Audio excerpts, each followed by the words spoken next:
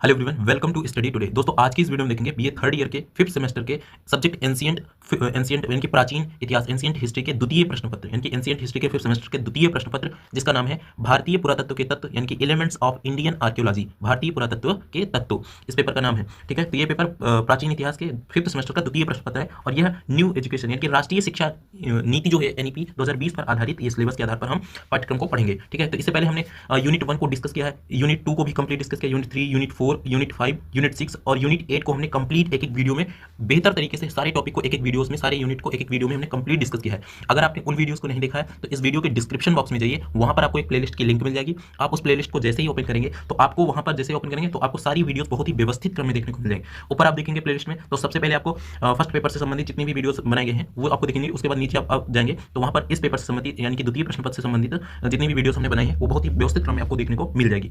फिलहाल के लिए आज की इस वीडियो में हम डिस्कस करेंगे यूनिट नंबर 7 को। यूनिट नंबर 7 में हमें पढ़ना क्या है? मृत भांडों के विषय में पढ़ना है। मृत भांड अर्थात मिट्टी के जो बर्तन हैं, अलग अलग पाषाणकालीन यानी नौ पाषाण काल में या फिर जितनी भी संस्कृतियां हैं, उन संस्कृतियों में जो बर्तन के मिट्टी के बर्तनों का इस्तेमाल किया गया किस तरीके से, तो उन्हीं सब चीज़ों का हमें अध्ययन करना है। तो ठीक है, तो यहाँ पर जो यानी कि हमें पढ़ना है यूनिट 7 में कौन कौन से मृतभांड, तो गैरिक मृतभांड के विषय में, चित्रधूसर मृतभांड एवं कृष्ण लोहित मृतभांड, इसके विषय में डिटेल में हमें पढ़ना है। ठीक है, तो आप निश्चित तौर पर आप अगर इस वीडियो को लास्ट तक देखेंगे तो आपको इस टॉपिक से संबंधित जितने भी प्रश्न बनेंगे, क्वेश्चन आपके पेपर में, उन प्रश्नों का इजिली आंसर दे पाएंगे। ठीक है, तो हम चलिए शुरू करते हैं आज की इस वीडियो को।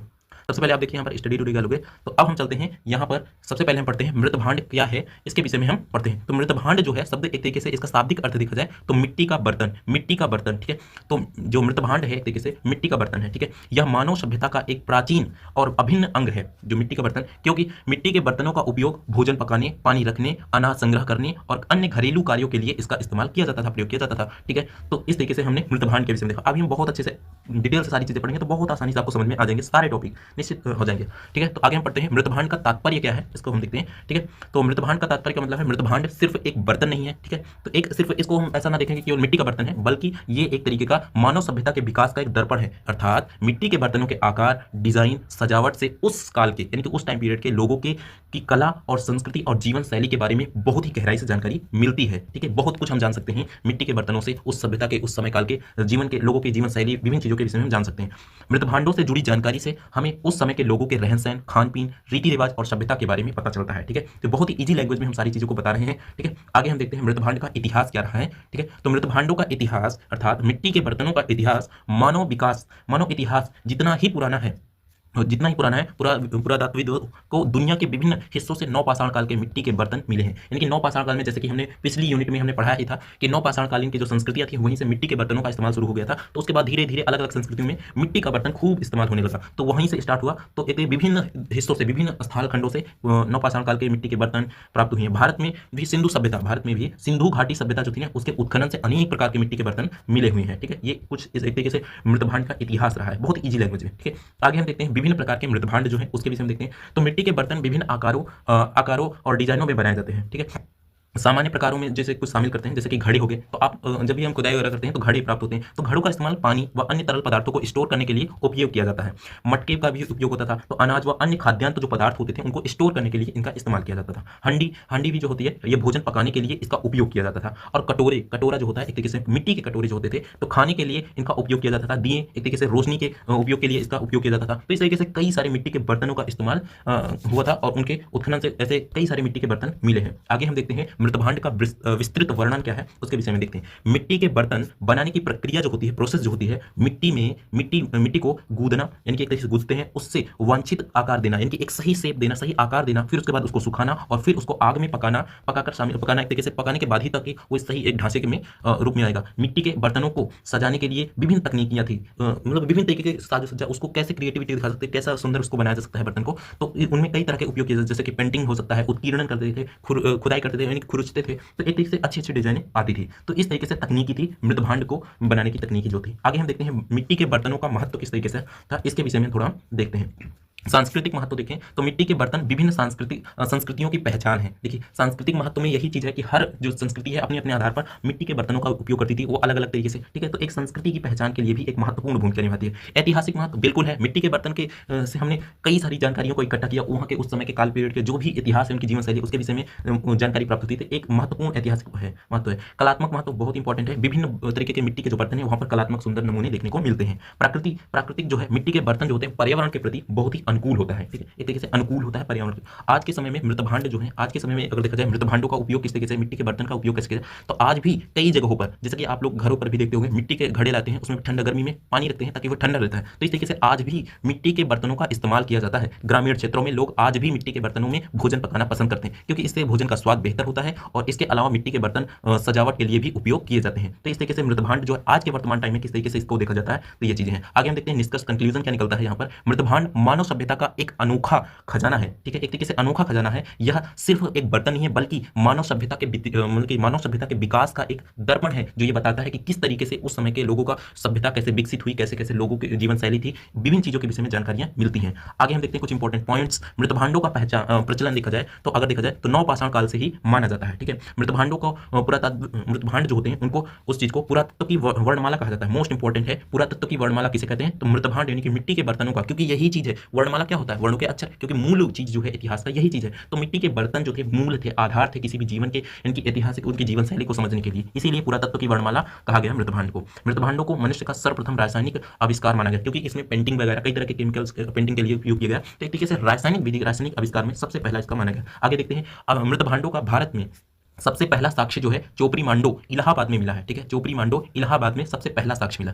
भारत में सबसे ज्यादा मृतभांड हस्तिनापुर में मिला है, ठीक है। तो भारत में सबसे ज्यादा मृतभांड हस्तिनापुर में मिला है। आगे हम देखते हैं मृतभांडों की आयु अगर पता लगानी हो तो कैसे पता लगता है, बताइए। अगर हमें आयु पता करना है, कोई भी बर्तन है जो वो कब बना, ठीक है, मिट्टी का कोई बर्तन है वो कब बना है, तो इसको हम कैसे पता है, उसके लिए थर्मोल्यूमिनस एक विधि है, इसके माध्यम से हम क्या करते हैं, किसी भी मिट्टी के बर्तन का हम उसकी आयु को पता लगाते हैं कि पिछली इनकी जब पहली यानी कि लास्ट बार उसको कब पकाया गया था, तो उसका टाइम पीरियड पता है। यूरेनियम विधि जो होती है ये मिट्टी की, यानी कि कोई भी मिट्टी, काली मिट्टी वगैरह जो होती है धरती की मिट्टी, उसकी एज पता करती है, चट्टानों की एज पता करती है कि कितनी वर्ष पुरानी है चट्टान, ये मिट्टी, ठीक है। और कार्बन 14 जो विधि है ये जीवाश्म, जिसमें जीवन होता है, एक तरीके से उनका जीवन काल, उनके विषय में एक तरीके से टाइम बताता है कि ये कितनी पुरानी जीवाश्म है, ठीक है। तो ये इन तीनों में फर्क है। आगे हम देखते हैं भारत में मृतभांडों की खोज जो होती है किसने की थी, बीबी लाल ने की थी, इसीलिए इन्हें भारत में मृतभांड का जनक माना जाता है। तो भारत में मृतभांड का जनक किसे कहा जाता है, बीबी लाल जी को कहा जाता है। आगे हम देखते हैं सर्वप्रथम फ्लिंडर्स पेट्री जो है, ये एक तरीके से ये नाम, यानी कि फ्लिंडर्स पेट्री नामक आर्कियोलॉजिस्ट जो है, इन्होंने सर्वप्रथम क्या किया, प्रत्येक युग से निर्मित जो भी मृतभांड है ना, तो उनकी एक श्रृंखला के महत्व को उजागर में किया था, ठीक है। तो सर्वप्रथम इन्होंने ही किया था विश्व भर में के जो मृतभांड है, तो इसीलिए इन्हें विश्व का मृतभांड जनक कहा जाता है। क्या कहा जाता है, विश्व के मृतभांड जनक। भारत के मृतभांड जनक बीबी लाल को माना जाता है और विश्व के मृतभांड के जनक फ्लिंडर्स पेट्री को माना जाता है। आगे देखते हैं उनके निष्कर्षों के आधार पर मृतभांडों को ही पुरातत्व की वर्णमाला कहा जाता है। जो पहले बताया ना कि पुरातत्व को मृतभांडों को पुरातत्व की वर्णमाला कहा जाता है, उससे किसने बताया था, इन्होंने ही बताया था, इन्होंने ही कहा कि ये पुरातत्व की वर्णमाला है, ठीक है। आगे देखते हैं मृतभांडों का प्रचलन नवपाषाण काल से ही माना जाता है, जो पहले बताया था नवपाषाण काल से माना जाता है। इसे मनुष्य का प्रथम रासायनिक आविष्कार कहे तो अतिशयोक्ति नहीं होगा, यानी कि गलत नहीं होगा, गलत बात, क्योंकि नहीं, एक तरीके से देखिए पेंटिंग वगैरह पहला, यानी कि एक तरीके से रासायनिक विधि के द्वारा शुरुआत की है। तो भारत में चोपड़ी मांडो जो है इलाहाबाद से प्राचीनतम मृतभांड के साक्ष्य मिले हैं, जो कि पहले बताया था। प्रमुख मृतभांड संस्कृतियां, अब देखते हैं प्रमुख मृतभांड संस्कृतियां जो हैं उसके विषय में देखते हैं। तो आगे हम सबसे पहले हम देखते हैं यानी कि इंपॉर्टेंट पोएट्री कल्चर्स जो हैं इसके विषय में देखते हैं। तो पहला है गैरिक मृतभांड संस्कृति ओकर कलर्ड पोएट्री कल्चर, यानी कि ओसीपी के नाम से जाना जाता है। इसका शॉर्ट फॉर्म यानी कि ओसीपी को याद रखना, आपसे ओसीपी भी पूछ सकते हैं, ऐसे कैसे। काले रंग मृतभांड की संस्कृति, यानी कि ब्लैक रेड वेयर कल्चर, यानी कि BRW। चित्रित धूसर मृतभांड संस्कृति, यानी पेंटेड ग्रे वेयर कल्चर, यानी PGW के नाम से जाना जाता है। और आगे देखें चौथा, उत्तरी काले चमकदार मृतभांडों की संस्कृति, यानी कि नॉर्दर्न ब्लैक पॉलिश्ड वेयर, यानी कि NBPW। उत्तरी, इसको अन्य नाम से भी जानते हैं, उत्तरी कृष्ण मर्जित मृतभांड या फिर उत्तरी काले पॉलिशदार मृतभांड के नाम से जानते हैं। अब इन सभी मृतभांडों को हम एक एक करके डिटेल से पढ़ते हैं। सबसे पहले देखते हैं गैरिक मृतभांड संस्कृति, यानी कि ओकर कलर्ड पोएट्री कल्चर, एक तरीके से यानी कि OCP के विषय में हम डिटेल से पढ़ते हैं, ठीक है। तो सबसे पहले देखते हैं गैरिक का अर्थ क्या है। गैरिक का अर्थ है गेरुआ रंग, ठीक है। इससे स्पष्ट है कि कुछ मृतभांडों का रंग गेरुआ होता है, ठीक है। इसको अंग्रेजी में ओकर कलर्ड पोएट्री OCP भी कहते हैं। इसके अतिरिक्त, यानी कि इसके अतिरिक्त इन्हें अन्य नाम से भी जानते हैं, यानी कि गेरू पुते मृतभांड और वेयर तथा गैरिक मृतभांड परंपरा और कलर्ड वेयर, इन नामकरणों के पीछे, यानी कि इनके नाम से भी जाना जाता है, और इन नामकरणों के पीछे का कारण जो है इनका गेरुआ रंग ही है, यानी कि इनका गेरुआ रंग होना ही इसी के कारण अलग अलग इसके नाम है। इस रंग के मृतभांडों को जब हाथ में लगाते हैं तो हाथ में गेरुए रंग सटने लगता है। आगे देखते हैं खोज के विषय में। इसकी खोज जो है 1950 से 1951 ईस्वी में पश्चिमी उत्तर प्रदेश के बिसौली जिला बदायूं तथा राजपुर परशु जिला बिजनौर नामक स्थान पर की गई थी। किस चीज की खोज, किस चीज की, यानी कि जो गैरिक मृतभांड है इस चीज की कब खोज की गई, 1950 से 1951 ईस्वी में पश्चिमी उत्तर प्रदेश के बिसौली जिला बदायूं तथा राजपुर परशु जिला बिजनौर नामक स्थान पर की गई थी। नामकरण इसका कैसे पड़ा, गैरिक मृतभांड, चूंकि बीएल लाल जो थे, बीएल लाल ये हस्तिनापुर मेरठ के उत्खनन के कारण इसका नाम एक तरीके से पड़ गया गैरिक मृतभांड। ठीक है, आगे हम देखते हैं तिथि निर्धारण, यानी कि गैरिक मृतभांड की तिथि निर्धारण का देखा जाए तो अतरंजी, खेड़ा, लाल किला और झिंझाना में थर्मोल्यूमिनेसेंस यानी कि ताप संदीप्ति तिथि निर्धारण के लिए एक आधार पर, इसी के आधार पर, थर्मोल्यूमिनेसेंस के आधार पर ही गैरिक मृतभांड की समय काल, जो संस्कृति का काल जो रहा है 2680 से 1180 BCE, यानी कि बिफोर कॉमन एरा, जिसका फुल फॉर्म है बिफोर कॉमन एरा, निर्धारित किया गया। अतः गैरिक मृतभांड संस्कृतियां परिपक्व हड़प्पा सभ्यता और उत्तर हड़प्पा सभ्यता के समकालीन थी तथा इनके बीच आदान प्रदान भी होता था। आगे हम देखते हैं, यह एक सामान्य कोटि का मृतभांड है जिसे चाक पर बनाया जाता था। एक तरीके से ये जो गैरिक मृतभांड है, ये जो मिट्टी का मृतभांड है, इसको चाक, यानी कि जो जिस पर बनाते हैं ना चाक गोल, तो उसी पर, यानी चाक पर बनाया जाता था। इस पर गहरे लाल रंग का लेप तथा काले रंग की कलाकृतियां देखी जा सकती हैं। इस श्रेणी के मृतभांडों का यह नाम इसीलिए पड़ा है क्योंकि इनको हाथों से रगड़ने और गैरिक रंग उंगलियों में लग जाता था, या तो एक तरीके से एक कारण ये हो सकता था, या फिर पानी में रखने के कारण हुआ होगा, या ठीक तरह से ना पके होने के कारण ये भी कारण हो सकता है। इन सभी के कारणों से इसका एक तरीके से नाम गैरिक मृतभांड पड़ा। ठीक है, आगे हम देखते हैं प्रमुख स्थान क्या है, इसके प्रमुख स्थल खंड कहाँ प्राप्त है। तो पश्चिमी उत्तर प्रदेश के सहारनपुर, मुजफ्फरनगर, मेरठ और बुलंदशहर में इसका विशेष केंद्रीकरण है। किस चीज का, गैरिक मृतभांड का। ठीक है, अकेले सहारनपुर में ही लगभग 80 मृतभांड, गैरिक मृतभांड देखने को मिला है। ठीक है, 80 मतलब 80 गैरिक मृतभांड स्थल पाए गए हैं। आगे हम देखते हैं विधिवत रूप से उत्खनित स्थल लाल किला, बहादुराबाद और अम्बाखेड़ी और अतरंजी खेड़ा और अहिछत्र व साइजई है, यानी कि एक तरह से विधिवत रूप से अगर उत्खनित स्थल देखा जाए तो ये सारी चीजें। आगे हम देखते हैं लाल किला सबसे बड़ा स्थल है। आगे हम देखते हैं अन्य स्थल में, जैसे कि बड़गांव जो कि यूपी में है, मिताथल जो कि हरियाणा में, जोधपुरा जो कि राजस्थान में है, और नोह जो कि राजस्थान में ही है। आगे हम देखते हैं यह हड़प्पा सभ्यता के काल के मृतभांड है, यानी कि जो गैरिक मृतभांड है ये हड़प्पा सभ्यता के काल के ही मृतभांड रहे हैं। आगे हम देखते हैं काले लाल मृतभांडों की संस्कृति। इससे पहले हमने गैरिक मृतभांड के विषय में सारे डिटेल्स पढ़ लिए हैं। अब हम देखते हैं काले लाल मृतभांडों की संस्कृति, black red ware culture, BRW के नाम से जाना जाता है। इसको कृष्ण लोहित मृतभांड के नाम से भी जाना जाता है, कृष्ण लोहित मृतभांड। ठीक है, तो इसमें खोज अगर देखा जाए 1960 ईस्वी के दशक में अतरंजी खेड़ा के उत्खनन के दौरान सर्वप्रथम एक स्वतंत्र काले व लाल मृतभांड संस्कृति का पता चला। ठीक है, किस चीज का पता चला, स्वतंत्र काले व लाल मृतभांड संस्कृति का पता चला। अथर्ववेद में काले व लाल मृतभांड के कृष्ण लोहित कहा गया, जो लाल रंग के मृतभांड को क्या कहा गया, कृष्ण लोहित कहा गया, इसीलिए कृष्ण लोहित मृतभांड नाम पड़ा। यह गैरिक व चित्रित धूसर मृतभांड के मध्य की संस्कृति है, यानी कि गैरिक मृतभांड व चित्रित धूसर मृतभांड की संस्कृतियों के मध्य की समय के काल का एक तरीके से उस समय का मृतभांड है। यह मृतभांड नाम पाषाण से लेकर वैदिक काल तक मिलते हैं, यानी कि संपूर्ण काल में ये मृतभांड मिलते हैं। प्रमुख स्थल देखा जाए तो नवपाषाणकालीन केंद्रों में, जैसे अगर देखा जाए चिरांद, पिकलीहल, ब्रह्मगिरी, नागार्जुनकोंडा, पूर्व हड़प्पाकालीन लोथल से परिपक्व हड़प्पा काल से में लोथल, सुतकोदड़ा, रंगपुर, रोजड़ी और देसलपुर ताम्रपाषाणकालीन केंद्र जैसे मध्य और निचली गंगा घाटी में चिरांद, पांडु, राजर, डिब्बी आदि ये पुरास्थल यानी कि केंद्र रहे हैं नवपाषाणकालीन के। तो एक तरीके से जो यानी कि कृष्ण लोहित मृतभांड जो है एक तरीके से काले लाल मृतभांड की जो ये है मृतभांड, इसका जो एक तरीके से देखा जाए स्थल खंड जो प्रमुख केंद्र था ये रहे हैं। ठीक है, आगे हम देखते हैं और भी जो केंद्र है आहड़ या आहर संस्कृति केंद्र, इसमें भी एक तरीके से इस संस्कृति में भी कृष्ण लोहित मृतभांड का उपयोग हुआ है। तो आहड़ या गिल्लुंद इसके नाम से जाना। मालवा संस्कृति केंद्र, नौदा टोली, इनाम बाड़ा, इसके विषय में हमने पहले ही डिटेल में पढ़ा था, यूनिट नंबर जब हम पढ़ा रहे थे, इसको हमने अन्य यूनिट्स में डिस्कस किया है। ठीक है, इससे पहले वाले यूनिट्स में कायथा संस्कृति के विषय में पढ़ा है। ठीक है, जोरवे संस्कृति केंद्र जो है ये भी यहाँ पर चंदौली, यहाँ पर भी कृष्ण लोहित मृतभांड के साक्ष्य प्राप्त हुए। और लौह युगीन PGW केंद्र देखा जाए तो अतरंजी खेड़ा, हस्तिनापुर, यहाँ पर भी PGW के केंद्र स्थापित हैं, यानी कि एक तरीके से यहाँ पर एक तरीके से क्या है कि यहाँ पर कृष्ण लोहित मृतभांड पाए गए हैं। आगे हम देखते हैं चित्रित धूसर मृतभांड संस्कृति, पेंटेड ग्रे वेयर कल्चर, इसके विषय में देखते हैं। तो इसके यानी कि painted grey ware culture PGW के विषय में, ये बहुत ही बारीक व चिकनी मिट्टी के मृतभांड हैं। इनको बनाने में फेरस ऑक्साइड के प्रयोग के कारण इसका रंग एक तरीके से ग्रे हो जाता है। क्या हो जाता है? ग्रे हो जाता है रंग। क्यों? क्योंकि ऑक्साइड, फेरस ऑक्साइड का प्रयोग किया जाता था, के प्रयोग से इसका रंग ग्रे हो जाता था। ये प्रीमियम किस्म के मृतभांड थे। प्रमुख पात्र अगर देखा जाए, थाली हो गया, कटोरी हो गई, ये सारी चीज। खोज में देखा जाए 1940 के दशक में सबसे पहले अहिछत्र जिला बरेली में खोज हुई, लेकिन इसके महत्व को अगर देखा जाए तो हस्तिनापुर जो बताया था ना 1954 से 55 में बीबी लाल के द्वारा किए गए उत्खनन के बाद ही इस चीज के विषय में एक तरीके से इसके बारे में समझा गया, जाना गया।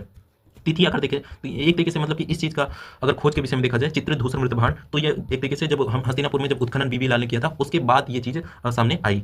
इसका मतलब महत्व समझा गया। ठीक है, आगे हम देखते हैं तिथि क्रम देखते हैं। तो 11 यानी कि इस मृतभांड कब बना, टाइम पीरियड रहा है, तो 1100 से 500 या फिर 400 ईसा पूर्व, जो कि निश्चित रूप से उत्तर वैदिक काल से संबंधित है। महाभारत कालीन स्थलों की पहचान इसी संस्कृति के मृतभांडों से की गई है। ठीक है, तो इसी टाइम पीरियड की संस्कृति के मृतभांडों से की गई है। इसी समय चित्रित धूसर मृतभांडों का उपयोग किया जाता था। PGW संस्कृतियों से प्राप्त यानी कि पेंटेड ग्रे वेयर कल्चर जो है, इससे प्राप्त लोहे की जो सामग्रियों में अधिकांशतः लोहे से बनी आखेट या युद्ध सामग्रियां हैं, जैसे कि ब्लेड, भाले, तीर व अग्रभाग, छुरा आदि, ये सारी चीजें। आगे हम देखते हैं कृषि में प्रयुक्त लौह उपकरण पहली बार PGW संस्कृतियों में ही मिलते हैं। जीवन निर्वाहन का मूल आधार जो है गेहूं, जौ, चावल आदि की खेती से होते थे। ठीक है, तो आगे हम देखते हैं प्रमुख स्थल इस चीज के देखते हैं, यानी कि चित्रित धूसर मृतभांड के जो प्रमुख स्थल हैं, कहां प्राप्त हुए हैं, तो यह संस्कृति काफी विस्तृत क्षेत्रों में फैली हुई थी। हिमालय के कई तलाई वाले भाग से मध्य भारत के मालवा पठारों तक, दूसरी ओर बहावलपुर यानी कि PAK से इलाहाबाद के निकटवर्ती कौशाम्बी तक फैली हुई थी। उत्तर प्रदेश हुलास,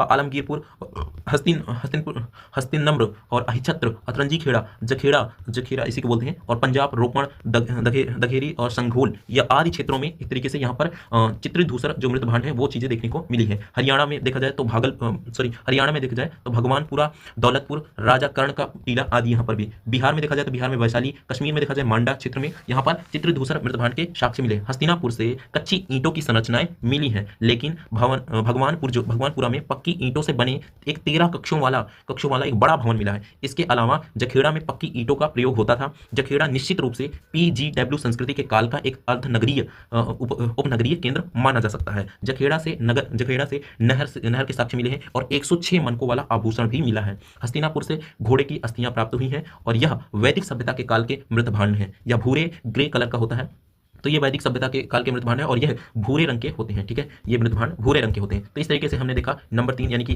चित्रित धूसर मृतभांड जो है, इसके विषय में हमने डिटेल से देखा कि ये किस तरीके से थी, चिकनी मिट्टी, बारीक, बहुत ही चीजें मतलब कि अच्छे से देखने की कोशिश की। इसका रंग ग्रे होता है, इसी कारण इसको बोलते हैं चित्रित धूसर। तो हमने देखा। आगे हम देखते हैं अगला जो है चौथा हम देखेंगे उत्तरी काले चमकदार मृतभांड की संस्कृति, नॉर्दर्न ब्लैक पॉलिश्ड वेयर यानी कि NBPW। इसको बोलते हैं, अन्य नाम से भी जाना जाता है, उत्तरी कृष्ण मर्जित मृतभांड के नाम से भी जाना जाता है और साथ ही साथ उत्तरी काले पालिशदार मृतभांड के नाम से भी जाना जाता है। मृतभांडों का यह नाम भ्रम पैदा करता है, क्योंकि न तो ऐसे मृतभांड केवल उत्तरी भारत में पाए जाते हैं, न ये सदैव काले रंग के होते हैं। दरअसल ये चाक पर बने प्रीमियम किस्म के मृतभांड हैं, जो अत्यंत उच्च कोटि की मिट्टी को पकाकर बनाए गए बहुत बारीक मृतभांड हैं। ये काले रंग के साथ साथ अन्य रंगों में भी पाए जाते हैं। इसकी एक तरीके से इनकी बाहरी सतह जो है बहुत चमकीली होती है और इसके लिए एक तरीके से या तो इनमें लौह अयस्क से जुड़े कुछ अन्य तत्व मिलाए जाते थे या किसी प्रकार के वनस्पति तेल, मैग्नेटिक ऑक्साइड आदि का प्रयोग, मैग्नेटिक ऑक्साइड आदि इन चीजों को, वनस्पति तेल वगैरह का प्रयोग किया जाता रहा होगा। ज्यादातर ये बिना रंग के हुए पाए जाते थे। कभी कभी इन पर कुछ डिजाइन रंग करके बनाए जाते थे, जो कि अधिकांशतः पीले व हल्के सिंदूरी रंग के होते थे। तिथि अगर देखा जाए, टाइम पीरियड देखा जाए, तो इसका सामान्यतः तक्षशिला, हस्तिनापुर, कौशाम्बी और श्रावस्ती के उत्खनन के आधार पर NBPW की तिथि अगर देखा जाए तो 600 से 300 ईसा पूर्व में निर्धारित की गई थी, लेकिन इनको NBPW 700 से 300 ईसा पूर्व व उत्तरी NBPB 300 से 100 ईसा पूर्व में बांट सकते हैं। अगर दो डिवाइड करेंगे तो एक तरीके से इसमें भी बांट सकते हैं, उत्तरी और पूर्वी। ठीक है, तो आगे हम देखते हैं इस तिथि क्रम के हिसाब से देखें तो यह बौद्ध काल के विशिष्ट मृतभांड हैं। किस काल के मृतभांड काल जो है, ये मृतभांड जो है एक तरीके से NBPW जो मृतभांड है, एक तरीके से उत्तरी यानी इसको बोलते हैं उत्तरी काले चमकदार यानी कि पॉलिश्ड यानी कि चमकदार और मृतभांड है। तो उत्तरी काले पॉलिश्ड जो चमकदार एक तरीके से मृतभांड है, तो उनके विषय में अगर देखा जाए तो तिथि क्रम के हिसाब से देखें तो बौद्ध काल के टाइम पीरियड में ये चीजें देखने को मिलती हैं। उस समय इन तरीके के मृतभांडों का इस्तेमाल किया जाता था। साथ ही ये महाजनपद काल जो थे, उस समय नगरीकरण काल, मौर्य काल के समय के मृतभांड से संबंधित है, तो उस समय के इस तरीके के मृतभांड इस्तेमाल किए जाते थे। प्रमुख स्थल देखा जाए तो उत्तर प्रदेश हस्तिनापुर, अतरंजी खेड़ा, कौशाम्बी, श्रावस्ती, हरियाणा, दौलतपुर, राजा कर्ण का टीला, राजस्थान, वैराट, जोधपुरा, नोह आदि ये सारे स्थलखंड हैं जहाँ पर इस तरह के मृतभांड पाए गए हैं। बिहार, वैशाली, पटना, पंजाब में रोपण जो स्थलखंड है, ये सभी मृतभांड में सर्वश्रेष्ठ हैं। ये सभी जो देखा जाए मृतभांडों में सर्वश्रेष्ठ हैं, जो जितने भी मृतभांड थे उसमें सर्वश्रेष्ठ थे। इनके व्यापार का प्रमुख केंद्र कौशाम्बी था, जिसका उत्खनन जी.आर. शर्मा ने किया